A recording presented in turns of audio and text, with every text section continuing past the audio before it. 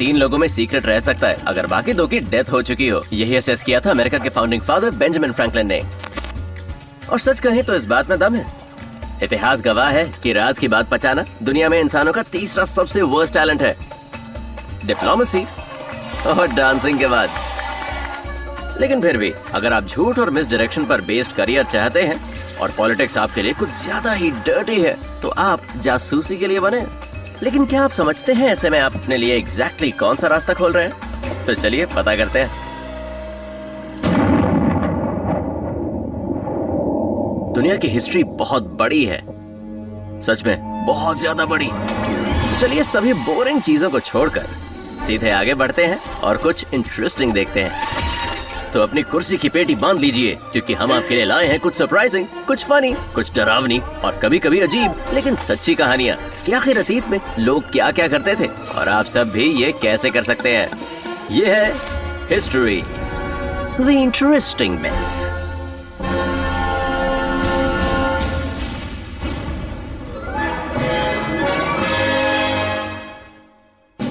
अब अगर आपने जासूसी के खेल को सीरियसली ले लिया है, तो जरा हम ये देखते हैं कि आप किसे अपना रोल मॉडल बनाएंगे। इस शख्स के बारे में क्या कहेंगे? नहीं, ऑरलैंडो ब्लूम नहीं, क्रिस्टोफर मार्लो, जिसे दोस्त प्यार से किट कहते थे। किट्स की कहानी शुरुआत होती है सन 1585 में एक ग्रेजुएट स्टूडेंट की तरह इंग्लैंड की एक बहुत बड़ी कैम्ब्रिज यूनिवर्सिटी में। वो बहुत मुश्किल टाइम था जब कैथोलिक्स और प्रोटेस्टेंट्स एक दूसरे का गला घोटने तक को तैयार थे, और ऐसे माहौल में जासूसी किसी इंटरनेशनल स्पोर्ट की तरह बन गया था, जैसे स्केटबोर्डिंग, लेकिन उससे कहीं ज्यादा खतरनाक। कैम्ब्रिज पूरी तरह से प्रोटेस्टेंट्स के फेवर में था, जिसका मतलब था यूनिवर्सिटी के हर बड़े इंसान की नजर थी किट मार्लो पर। उन्होंने ये देखा कि हर स्टूडेंट की तरह वो भी काफी बार गायब हो जाते थे, लेकिन वो गायब होकर कुछ सस्पिशियस कैथोलिक जगहों पर जाते थे, जैसे कि फ्रांस। और लेक्चर स्किप करके वो किसी पब में पार्टी नहीं करते थे, बल्कि वो चोरी छिपे कैथोलिक दोस्तों के साथ घूमते थे। बस फिर क्या था, यूनिवर्सिटी ने उनकी डिग्री रोकने की धमकी दे दी। लेकिन प्रोटेस्टेंट क्वीन एलिजाबेथ I की गवर्नमेंट के जो सीनियर ऑफिसर्स थे, उन्होंने यूनिवर्सिटी को एक जोर की फटकार लगाई, क्योंकि मार्लो एक ऐसी स्कीम पर काम कर रहे थे जिससे देश को बहुत बड़ा बेनिफिट हो। तो डिग्री दो और लड़के को जाने दो, जो यूनिवर्सिटी को करना पड़ा। किट मार्लो घूम तो गलत लोगों के साथ रहा था, मेरा मतलब गलत कैथोलिक से ही था लेकिन वो क्वीन एलिजाबेथ के स्पाई मास्टर फ्रांसिस वॉल्सिंगम के लिए एजेंट्स का नेटवर्क बढ़ा रहे थे, जिससे यूरोप में इंग्लैंड के दुश्मनों पर काबू पाया जा सके, समझे? लेकिन आखिर वॉल्सिंगम को लेक्चर बंद करने वाले अपने स्टूडेंट में ऐसा क्या दिखा जो उन्हें इसमें एक अच्छा स्पाई दिख गया? इनफैक्ट अच्छा स्पाई होता क्या है, आइए एक्सपर्ट से जाने। CIA का एक नेमोनिक था, MICE। इसकी मदद से वो किसी भी आदमी को जासूस बनने के लिए मना लेते थे। M का मतलब है मनी, I का मतलब है आइडियोलॉजी, दूसरे शब्दों में कहा जाए तो लोगों के पॉलिटिकल बिलीफ्स। C यानी के कोअर्शन और कॉम्प्रोमाइज, हमारे लिए तो ब्लैकमेलिंग ही कहलाएगी, पर मेरे हिसाब से सबसे खतरनाक है E, ईगो।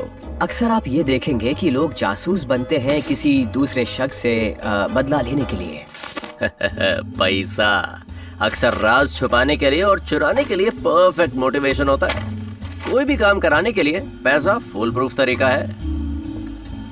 अब इस खूबसूरत महिला की कहानी ही देख लो जो बाइबल के पन्नों में है, वन डिलाइला। फिलिस्तीन ने उसे 5500 चांदी के सिक्के दिए, मोटा मोटा देखा जाए तो 5 साल की सैलरी। बढ़िया है ना? और ये सब सिर्फ उनके एक दुश्मन हिब्रू हीरो सैमसन के खात्मे के लिए। पर डिलाइला ने उसे सिड्यूस करने की सोची ताकि वो उसकी लेजेंडरी स्ट्रेंथ का राज पता लगा सके। और जवाब से डिलाइला शॉक हो गए। सैमसन की पावर बाल ना कटवाने और शराब ना पीने से आ रही थी, तो डिलाइला ने उसे टकला कर दिया। और फिर क्या, ना तो उसकी पावर दिखी ना उसकी रेशमी जुल्फों का जादू। सैमसन की आंखें निकाल ली गईं और उसे स्लेव बना दिया गया। डिलाइला ने बढ़िया काम किया और उसे उसके पैसे मिल गए। बढ़िया है ना? पैसों से लालच आता है, पर लालच बुरी बला है। डिलाइला को ये देर से पता चला कि रास्ता बहुत खतरनाक है और इसमें वो अकेली नहीं है। इसका परफेक्ट एग्जाम्पल है ऑल्ड्रिच एम्स, CIA के केस ऑफिसर जिनका बहुत महंगा डिवोर्स हुआ था। तो वो सोवियत एम्बेसी गए, वहाँ उन्हें $50,000 मिले। फिर उन्होंने इंटेलिजेंस में अपना करियर शुरू किया। अरे इससे तो अच्छा मैरिज काउंसलिंग ही कर ली होती। कम से कम 9 साल KGB के लिए जासूसी तो नहीं करनी पड़ती। लेकिन उनके लिए काम करते करते उन्होंने $25 लाख बना लिए थे। बढ़िया है। और अचानक से इतना पैसा आने की वजह से वो FBI की नजर में भी आ गए।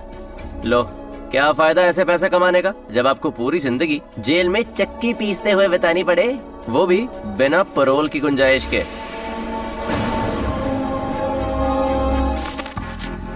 लेकिन सारे स्पाई लालची नहीं होते, कुछ मोटिवेट होते हैं CIA की अगली कैटेगरी आइडियोलॉजी से। जैसे कि जनाब बेंजामिन टॉलमैच, US रेवोल्यूशन के सपोर्टर, दिल से क्रिश्चियन और चालाक तो ऐसे कि एक ही सर में जैसे 2 दिमाग हो, जिसकी मदद से उन्होंने जनरल जॉर्ज वॉशिंगटन का ध्यान अपनी ओर खींचा होगा। उन्होंने टॉलमैच को स्पाई मास्टर बना दिया और बदले में टॉलमैच ने बनाया आज तक का सबसे लेजेंडरी कल्पन नेटवर्क, ताकि ब्रिटिश कंट्रोल वाले न्यूयॉर्क से सीक्रेट्स निकाले जा सके। और जनरल वॉशिंगटन का डिसीजन बिल्कुल सही साबित हुआ।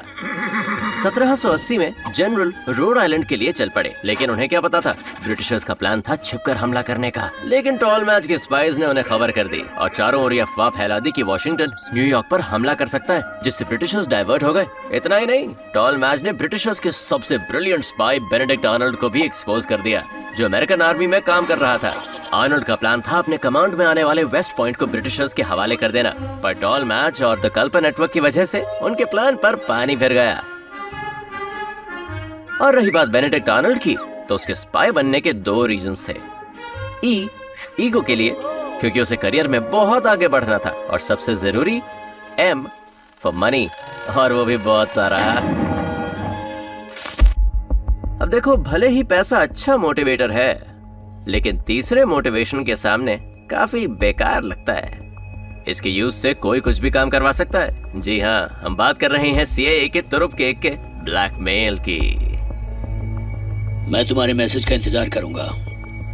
ब्लैकमेल बुरा तो है, पर जासूसों के बीच में बहुत पॉपुलर है। अब बारी आती है C, कॉम्प्रोमाइज या कोवर्शन की।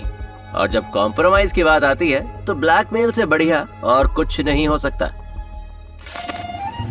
आपका स्वागत है मॉस्को के होटल इंटरेस्ट में। यहाँ पर आपके असली KGB एजेंट से मिलने के काफी चांसेस हैं, जिनमें एक फ्रेंडली टीम शामिल है, ड्राइवर्स, बेल बॉयज, मेड्स और प्रोस्टिट्यूट्स की। यही नहीं, आप यहाँ अपनी विजिट का एक यूनिक मोमेंटो भी जीत सकते हैं, क्योंकि यहाँ के कई कमरों में छिपे हुए हैं माइक और कैमरा। तो जरा बच के। अक्सर चेकआउट के समय पॉलिटिशियंस या बिजनेसमैन को उनके काले कारनामों की तस्वीरें दिखाई जाती हैं और सलाह दी जाती है कि बेहतर है सोवियत के लिए काम करें। गे अमेरिकन जर्नलिस्ट जोसेफ एल्सप को भी इस जाल में फंसाया गया था। KGB ने कहा कि उनकी सेक्सुअलिटी बाहर आ सकती है, और ये बात 1950 के अमेरिका की है, जब गे लोगों को सपोर्ट नहीं था। तो KGB ने राज को राज रखने के लिए उन्हें एजेंट ऑफ इन्फ्लुएंस बनने को कहा। एल्सप ने बड़ी हिम्मत से मना कर दिया और US एम्बेसी को खबर करके घर लौट गए। पर ये सारी ट्रिक्स फेल हो जाएं तो CIA का सबसे बड़ा हथकंडा है ईगो। कौन जेम्स बॉन्ड नहीं बनना चाहता? फास्ट कार्स, ग्लैमरस कैसीनोज और हाथ में एक वॉल्टर PP के। काम पर टक्सीडो पहन के जाओ, क्या बात है। लेकिन बॉन्ड कितना रियलिस्टिक स्पाई था। जब आपकी जान दांव पर हो तो आप भले ये ना चाहें कि लोग आपको पहचाने, लेकिन आप ये भी नहीं चाहेंगे कि किसी को पता चले कि आप एक स्पाई हैं। और मेरा ख्याल है इसका सबसे आसान तरीका है लोगों के बीच में घुल मिल कर रहना। जेम्स बॉन्ड की तरह लार्जर देन लाइफ स्पाइस होना रेयर हो सकता है, लेकिन उसकी कहानी एक असली आदमी से इंस्पायर्ड थी। मिलिए सिडनी रायली से, वो एजेंट जिसके लिए कहा जाता है कि इयन फ्लेमिंग के कमांडर बॉन्ड की इंस्पिरेशन यही थे।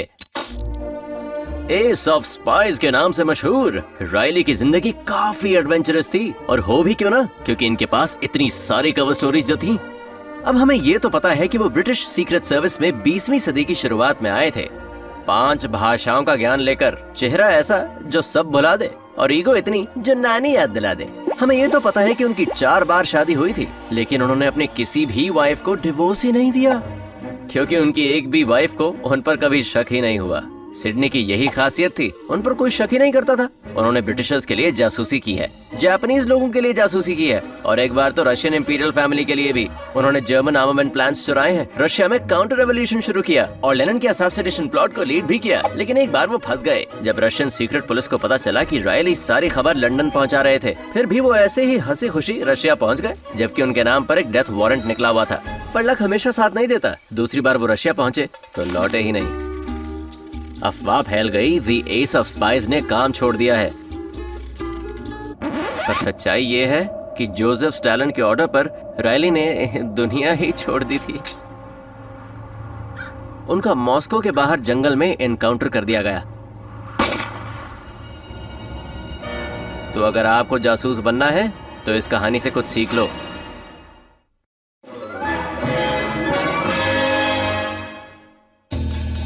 तो अब हम हर चीज के लिए तैयार हैं। क्या कहते हो, क्योंकि ऑफिस चल के कुछ बढ़िया गैजेट्स उठा लें? खैर नहीं, इजेक्टर सीट वाली एस्टन मार्टिन के लिए थोड़ा इंतजार कीजिए, शायद बहुत ज्यादा इंतजार। लेकिन पहले हम स्कूल जाएंगे एस्पियोनाज की लैंग्वेज सीखने, जो है कोड।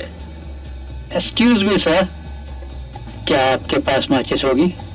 तो जासूस बनकर आपको गैजेट्स तो नहीं मिलेंगे, चीजें मिलेंगी तो ऐसी, एक लव पोएम, एक बॉटल ऑफ मिल्क और एक रिबन। शुरुआती साइफर किट्स में से एक था स्टिक के ऊपर रिबन। एंशिएंट ग्रीक्स ने स्काईटेल बनाया था, एक टेक्निक जिससे कपड़े की पतली पट्टियों पर सीक्रेट्स लिखकर उसे डायगनली बटन के आसपास लपेटा जाता था। एक बार उतार दिया तो रिबन्स बस रिबन्स ही रहते थे। जिसके लिए वो सीक्रेट मैसेज बना होता था उसे ही वो मैसेज मिलता था जब वो उस फैब्रिक को एक बटन के आसपास लपेटते थे, जिसका डायमीटर मैसेज भेजने वाले के बटन से मिलता था। जितना मुश्किल कोड उतनी अलग ही की। Chelsea Clinton, president bill Clinton की बेटी, हमारे नॉलेज में तो स्पाई नहीं है, लेकिन उसकी शादी पर वो गाना गाया गया था जो बहुत ही कम कपल्स की शादी पर गाया जाता है, the life that I have. आप उसे सुन सकते हैं डिजर्ट के बाद और लड़ाई से पहले। इसके बोल हैं, the life that I have is all that I have and the life that I have is yours.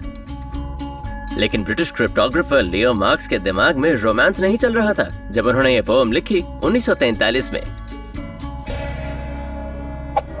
वो एक top secret special operations executive के लिए काम करते थे, एक ब्रिटिश स्पाई ऑर्गेनाइजेशन जिसे विंस्टन चर्चिल ने बनाया था, और उसका उद्देश्य था यूरोप में आग लगा दो। और उन्होंने लगा दी। वो नाजी की काबू वाली टेरिटरीज में गए, एस्पियोनाज और सैबोटाज मिशंस को अंजाम देने लोकल रेजिस्टेंस के साथ, और उन्होंने पोएम कोड्स का इस्तेमाल किया सीक्रेट कम्युनिकेशंस के लिए। पोएम कोड काफी आसान है। अगर दो लोगों के मन में एक ही पोएम हो, तो अगर आप एक नंबर्स की सीरीज लिखें तो उस कविता में अलग अलग अक्षरों को रेफर कर सकते हैं, और इस तरह आप एक संदेश को साझा कर सकते हैं। उसे तभी डिक्रिप्ट कर सकते हैं जब आपको पता हो कि वही पोएम इस्तेमाल हो रही है। और जर्मन्स को ये बात समझ में आने लगी थी। तो एसओई को एक धमाकेदार स्ट्रेटजी की जरूरत थी अपनी नई एजेंट के लिए, और उनका नाम था वियोलेट ज़ाबो। तो एसओई ने अपने हर जासूस के लिए एक अलग स्पेशल पोएम लिखने की शुरुआत कर दी। वियोलेट ज़ाबो के पास उनकी अपनी पोएम थी जिसे लिखा था लियो मार्क्स ने, और उन्होंने जो पोएम लिखी थी उसका नाम था the life that I have. Marks ने एक कविता अपनी गर्लफ्रेंड रूथ की याद में लिखी थी, जिसकी हत्या एक प्लेन क्रैश में हुई थी, और ये उन्होंने वियोलेट को दी ताकि उसे फ्रांस ले जा सके, जहां वो इंफॉर्मेशन निकालकर रेजिस्टेंस की मदद कर रही थी। पर अफसोस की बात है कि दूसरी बार जब वो फ्रांस गई तो ये उन्हें बचा नहीं पाए। वो एक शूट आउट में फंस गई और फिर बाद में उनका एनकाउंटर करा दिया गया। इतना सब होने पर भी उन्होंने पोएम में छुपा राज कभी नहीं बताया, और उनकी इस बहादुरी के लिए उनकी 3 साल की बेटी टानिया को ब्रिटिश और फ्रेंच मेडल से नवाजा गया। तो एक तरह से हम कह सकते हैं कि उस पोएम में प्यार तो छुपा हुआ था, और इतना प्यार जितना हमारे सो कॉल्ड रिश्तेदारों के मन में भी नहीं होता। चाहे आपकी टीम में कितने भी अच्छे क्रिप्टोग्राफर्स हो, एसओई एजेंट बनने का मतलब है मौत का नंगा नाच। 13,000 से ज्यादा लोगों ने स्पेशल ऑपरेशंस एग्जीक्यूटिव बनने के लिए अप्लाई किया, जिनमें 23% औरतें थीं। एसओई ऑपरेटर की एवरेज लाइफ एक्सपेक्टेंसी महज 6 हफ्ते की थी, और महिला कुरियर्स की मौत का प्रतिशत भी 42 था। उनके ऊपर सिर्फ बॉमर कमांड के एयरमैन थे 45% पर।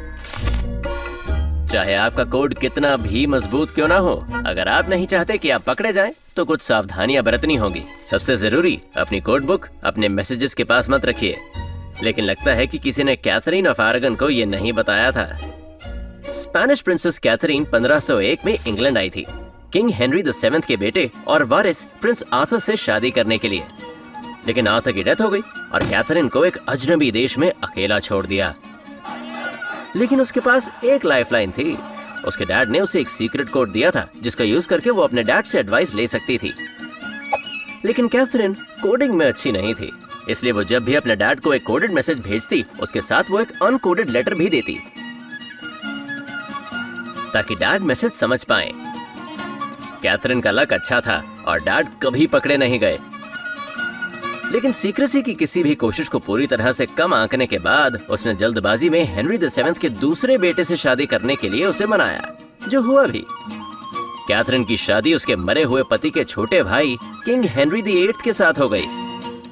और कैथरीन हेनरी के लिए एक मजेदार रास्ता थी शादी की जिंदगी जीने का, क्योंकि अभी हेनरी की 5 और बीवियां आनी थी जिनसे उन्हें एक बेटा चाहिए था, जो कि हो नहीं रहा था। किस्मत से कैथरीन बच गई थी।